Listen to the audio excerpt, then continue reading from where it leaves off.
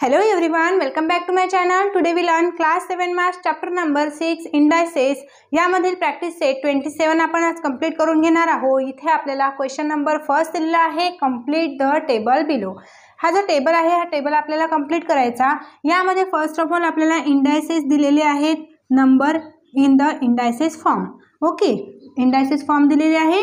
नंतर इथे आपल्याला बेस काढायचा आहे, इंडेक्स काढायचे आहे आणि मल्टिप्लिकेशन फॉर्म मध्ये लिहायचं आहे आणि नंतर त्याची व्हॅल्यू आपल्याला फाइंड करायची आहे.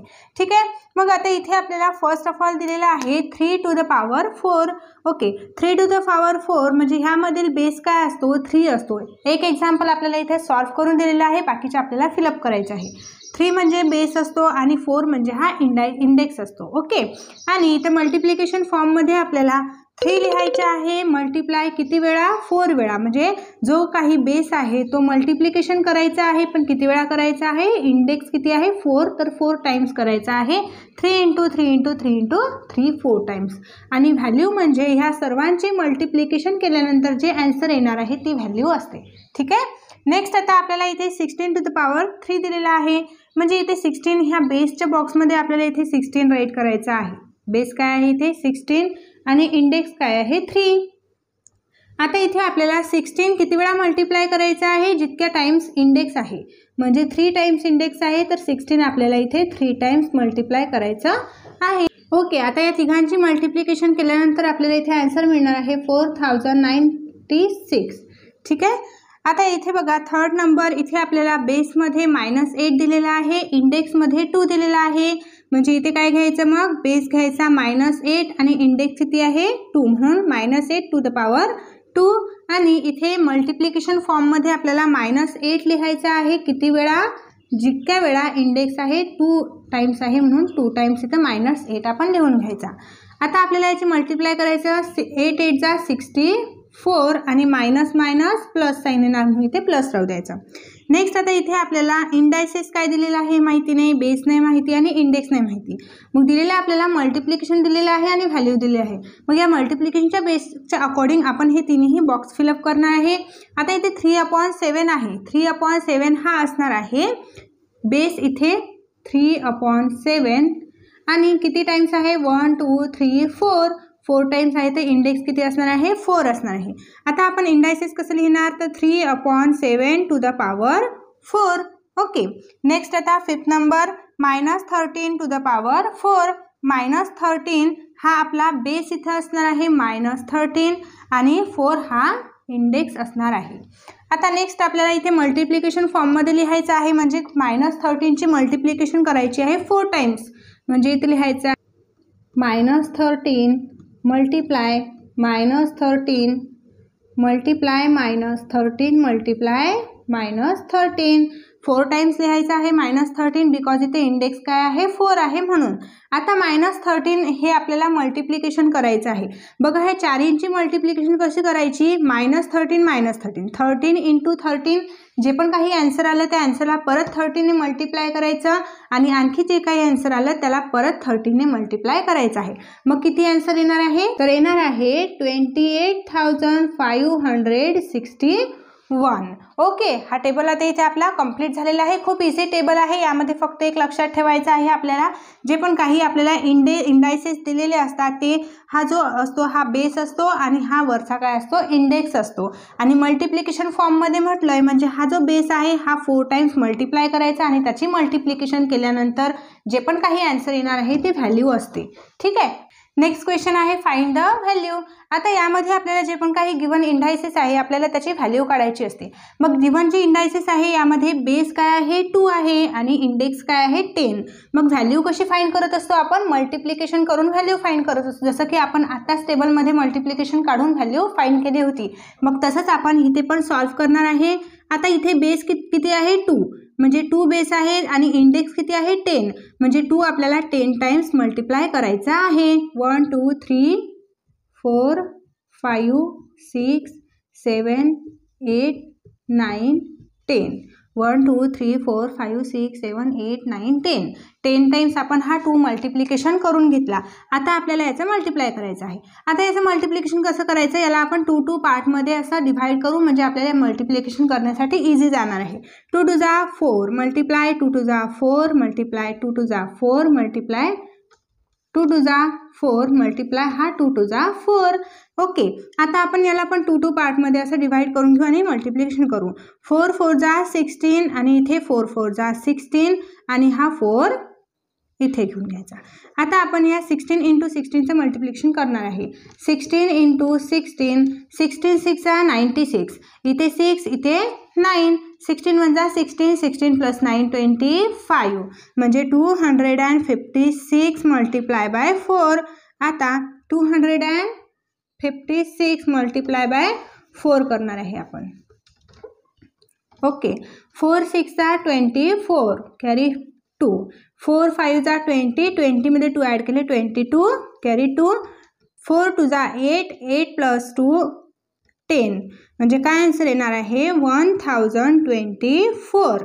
कशाची व्हॅल्यू असणार आहे 2⁻10 म्हणून असं आन्सर असेल याचं. देअरफॉर 2⁻10 = 1224 हे आपलं फायनल आन्सर असणार आहे. नेक्स्ट एक्झाम्पल आहे सेकंड नंबर 5⁻3.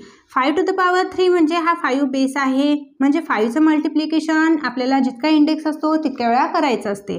इंडेक्स इथे 3 आहे म्हणून 5चं मल्टिप्लिकेशन आपल्याला 3 टाइम्स करायचं आहे. ओके, आता 5 5 जा 25. आता हा 5 आपल्याला मल्टिप्लायला घ्यायचा. 25 5 जा 125 काय आन्सर आहे मग देअरफॉर 5⁻3 = 125 हे फायनल आन्सर आहे. नेक्स्ट आहे थर्ड एक्झाम्पल. इथे -7⁴ दिलेला आहे, म्हणजे -7 आपल्याला किती वेळा मल्टिप्लाय करायचं आहे 4 times. -7 multiply -7 multiply -7 multiply -7 4 times. Okay, आता याचं आपल्याला मल्टिप्लिकेशन करायचं आहे. आपण इथं 2 टाइम्स -4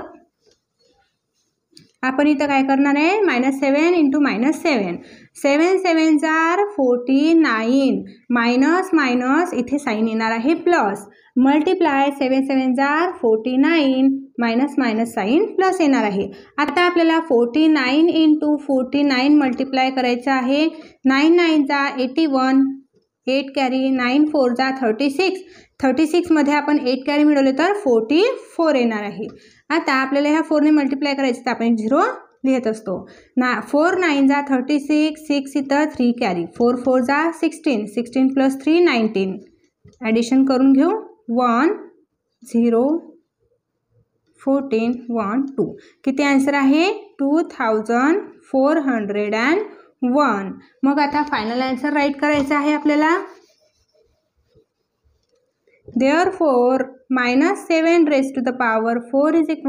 2401 हे फायनल आन्सर. ओके, आता नेक्स्ट आपल्याला दिलेला आहे -6⁻3.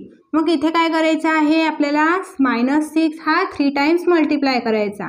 -6 × -6 × -6 इथे आपण 6 6 जा 36 घेणार आहे आणि मायनस मायनस प्लस साइन होईल म्हणून इथे काही साइन द्यायचं नाही.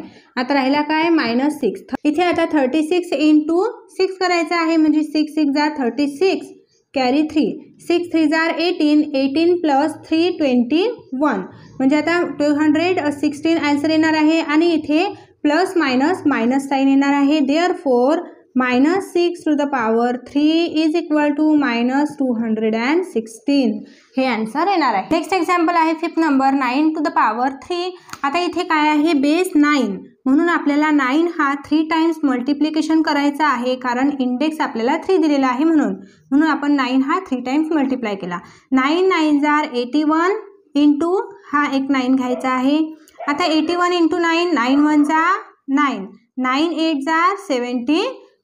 ओके, मग काय आन्सर आलेला आहे देअरफॉर 9⁻3 = 729 हे फायनल आन्सर आलेलं आहे. नेक्स्ट आता 8⁻1. 8⁻1 म्हणजे 8च येणार आहे आन्सर कारण 8ची मल्टिप्लिकेशन 1 टाइम्स म्हणजेच काय 8 1 जा 8 येणार आहे. ओके, म्हणून याचा आन्सर फक्त काय येणार आहे 8. Therefore 8 raised to power 1 is equal to 8. Next आता 4/5 raised to power 3. आता इथे आपल्याला काय करायचं आहे, हा बेस 3 टाइम्स मल्टिप्लिकेशनला घ्यायचा आहे. 4/5 इंटू 4/5 इंटू 4/5. ठीक आहे, हा बेस जो आहे हा पूर्ण 4/5 एवढा आपल्याला बेस दिलेला आहे आणि हा काय आहे इंडेक्स. जितका इंडेक्स असतो तितक्या टाइम्स आपल्याला बेस हा मल्टिप्लिकेशनला घ्यायचा असतो. म्हणून इथे आता मल्टिप्लिकेशन करायची. 4 जे न्यूमरेटरची मल्टिप्लिकेशन आहे ती करायची आणि डिनॉमिनेटरची मल्टिप्लिकेशन करायची. 4 4 जार 16, 16 4 जार 64. आता इथे डिनॉमिनेटरची मल्टिप्लिकेशन 5 ची करायची. 5 5 जार 25, 25 5 जार 125. आता नेक्स्ट आपल्याला आन्सर मिळालेला आहे 4/5 to the power 3 is equal to 64/125. हे आपला फायनल आन्सर असणार आहे. नेक्स्ट एक्झाम्पल आहे -1/2 रेस्ड टू द पॉवर 4. मग -1/2 याची आपल्याला मल्टिप्लिकेशन किती टाइम्स करायची आहे 4 टाइम्स, कारण इंडेक्स काय आहे 4 म्हणून 4 टाइम्स इथं मल्टिप्लाय करायचं आहे 1/2.